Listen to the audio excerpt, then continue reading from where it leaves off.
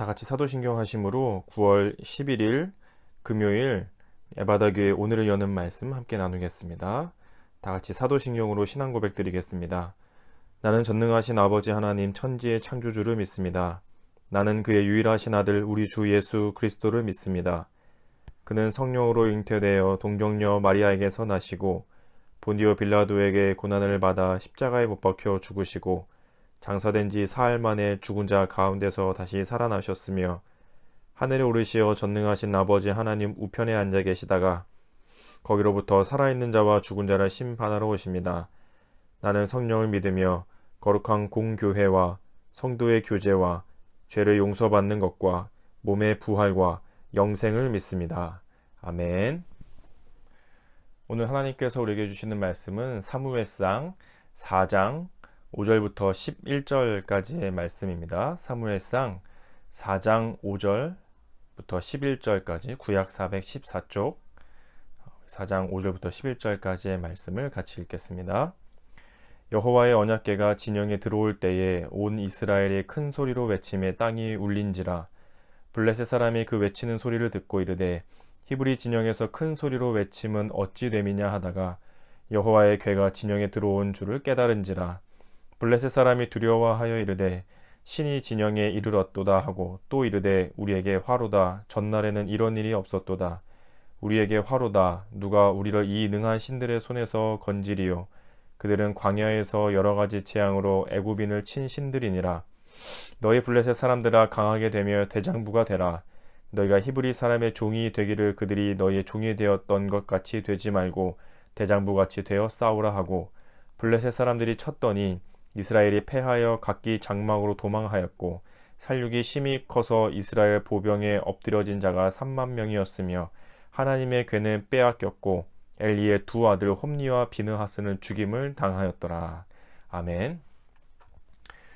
가끔 이런 말을 쓸 때도 있고 아니면 뭐 TV나 드라마나 영화에서 볼 때도 있는데요, 들을 때도 있는데요. 좋은 게 좋은 거야, 이런 말을 종종 들을 때가 있죠. 좋은 게 좋은 거다. 좋은 게 좋은 거야. 대체로 이런 말을 쓸 때 보면 별로 안 좋은 걸 본인도 알면서 이게 옳지 않다는 것 알면서도 그냥 좋게 생각하고 말자 하며 자신을 또 상대방을 에게 그냥 하는 말처럼 쓰여지는 경우가 대부분이죠. 좋은 경우에 쓰이기보다 보통은 좀 안 좋은 상황, 안 좋을 때에 이런 말을 쓰죠. 좋은 게 좋은 거야. 좋은 게 좋은 거로 생각하자. 이렇게 얘기할 때가 종종 있죠. 오늘 말씀에 보면 좋은 게 마냥 다 좋은 것은 아니구나 이런 생각을 좀 하게 됩니다. 오늘 말씀에서는 이제 이스라엘과 블레셋이 전쟁을 벌이게 되는 내용을 다루고 있는데요. 먼저 5절부터 오늘 읽었는데 4절까지의 내용을 보면 먼저 이제 블레셋과 이스라엘이 한번 전쟁을 붙어서 싸우게 됐습니다. 거기서 이스라엘이 져가지고 4천 명이나 죽게 돼요. 그래서 이스라엘이 이제 어떻게 하면 승리할 수 있을지 방법을 강구하죠. 그게 뭐였냐면 언약궤를 가지고 오자. 하나님의 성소, 그 지성소 안에 있는 언약궤. 1년에 한 번 대제사장이 어린 양의 피를 들고 들어가서 그 언약궤의 뚜껑인 속죄소에 뿌리며 모든 이스라엘 백성들의 죄의 용서를 구하던 그것. 이렇게 나무 상자같이 되어 있는, 금으로 도금이 되어 있는 나무 상자로 되어 있는 그 안에는 모세의 돌판과 또 만나를 담은 돌 항아리와 아론의 쌍난 지팡이가 들어있는, 그래서 천사들이 이렇게 날개를 서로 모으고 있는 모양의 뚜껑으로 덮여져 있고 직접 손을 대면 즉사하기 때문에 이렇게 나무로 만든 긴 나무 막대에 끼워서 들고 움직여서 이동해야 하는 그런 아주 정말 거룩하고 거룩한, 정말 거룩해서 감히 손댈 수도 없는, 이스라엘 중에서도 가장 대표되는 대제사장만 1년에 한 번 들어가 볼 수 있는 그 속죄소가 있는 그 언약궤를 가지고 오자.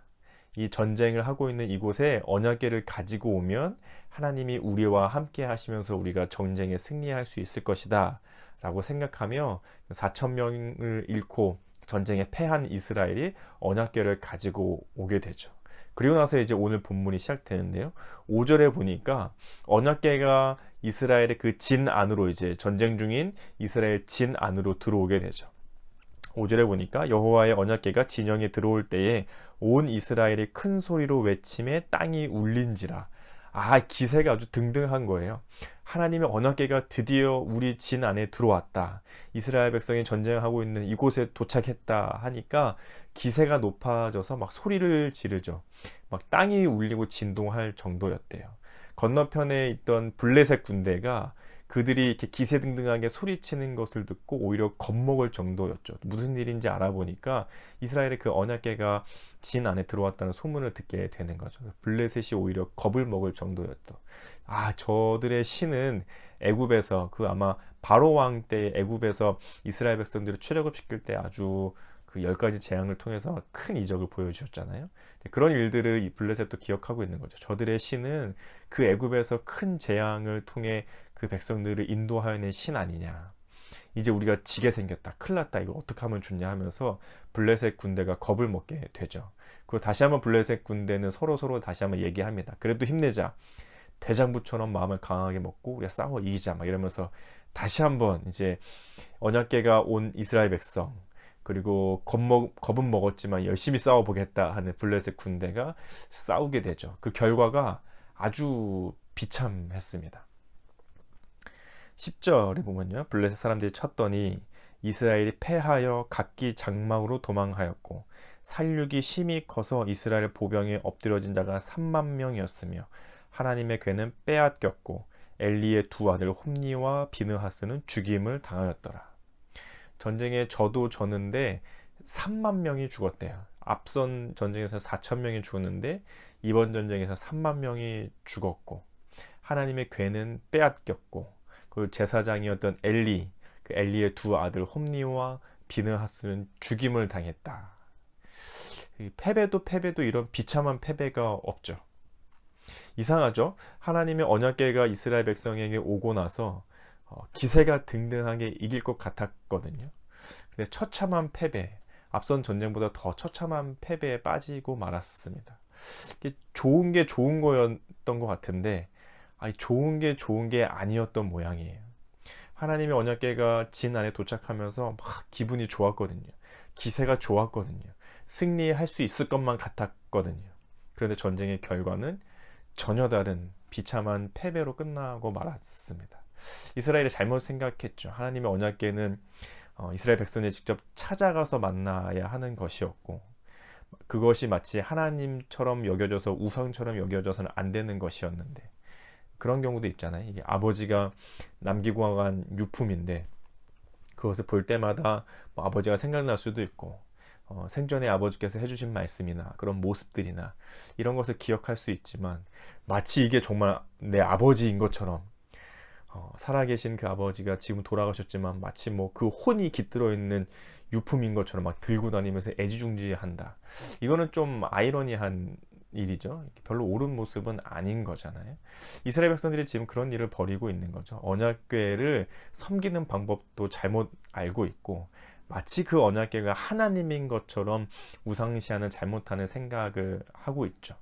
그런데 그게 마치 자기들의 싸우고 있는 진영 안에 들어오면 전쟁에 승리할 것처럼 좋은 게 좋은 거지 하면서 잘못된 생각을 하면서 좋은 일이라고 생각하는 우를 범하게 되는 일이 일어나게 되는 거죠.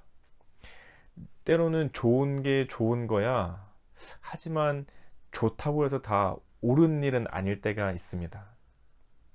좋은 게 좋은 것일지는 모르겠지만 좋은 것이 옳은 일은 아닐 때가 있는 것 같아요. 하지만 옳은 일은 언제나 좋은 것이죠. 이렇게 헷갈리죠? 좋은 게 좋은 건 아닐지 모르지만 옳은 것이 좋은 것이죠. 그래서 우리가 늘 힘써야 하는 것은 좋은 일을 찾는 게 아니라 옳은 일을 찾는 것입니다. 이스라엘 백성들이 옳은 행동을 했어야 한다면, 전쟁에서 패배했으면 자신들이 무엇을 잘못했는지 하나님께 묻고 다시 회개하고 자복하며 점검하는 일들을 먼저 했었어야 되죠. 그런데 전쟁에 승리해야 된다는 것이 눈앞에 먼저 보이니까 언약궤를 잘못된 방법으로 사용하고 하나님의 이름을 잘못된 방법으로 사용하게 되잖아요. 옳지 못한 일을 먼저 하게 되었던 거죠. 우리도 좋은 일을 찾기보다 옳은 일을 먼저 찾는 마음의 태도가 필요할 것 같습니다. 우리의 삶 속에서 또는 가정 안에서 직장이나 일터나 학교나 내가 있는 그 자리에서 좋은 게 좋은 거지. 그래서 내 눈에 혹은 내 유익에 내 삶에 필요하고 유익하고 승리만을 위해서만 바라보는 게 아니라 조금 더 옳은 일. 근데 이게 선택하기가 쉽지가 않죠. 좋은 일을 버리고 옳은 일을 선택한다는 건 때론 쉽지 않을 때가 있어요. 좋은 것을 포기해야만 하는 것 같고, 좋은 것을 얻지 못할 것만 같고, 옳은 것을 했다가는 손해보거나 해를 당하거나 나에게 유익이 없을 것만 같은 때도 있거든요. 하지만 그럴 때에 용기를 내는 것이 우리에게 필요하죠. 오늘 말씀을 보면 좋은 게 좋은 것은 아니구나. 옳은 것을 구할 때에 그것이 좋은 것이구나 하는 하나님으로 말씀으로부터의 교훈을 얻을 수 있는 것 같습니다. 오늘 말씀을 기억하면서 기도 제목 삼아 기도하시면 좋겠습니다. 첫 번째로 기도하실 때에는 옳은 것을 구할 수 있는 하루가 될 수 있도록, 사람은 생각하는 대로 행동하게 된다고 하잖아요. 생각하지 않으면 그냥 사는 대로 생각하게 되죠. 행동하는 대로 그냥 생각하게 됩니다. 그러다 보면은 내 몸이 먼저 원하고 내 삶의 유익을 먼저 구할 수밖에 없는 죄성이 우리 안에 있기 때문에 옳은 일보다는 좋은 일을 찾을 가능성이 많죠.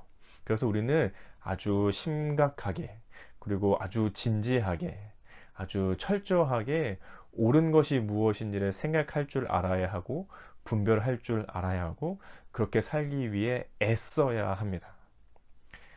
물론 그렇게 산다고 해서 다 옳은 100% 옳은 의의 삶을 살 수 있는 것은 아니지만 하나님이 그런 삶 가운데 충만한 성령의 도움을 주셔서 옳은 삶을 살아갈 수 있도록 우리를 도와주실 것입니다.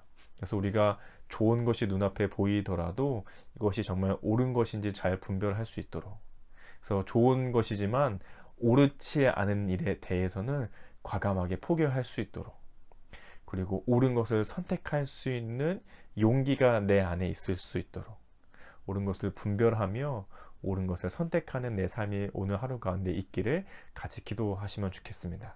그리고 두 번째로 기도하실 때에는 우리 전 세계에 있는 선교사님들을 위해서 같이 기도해 주시면 좋겠습니다.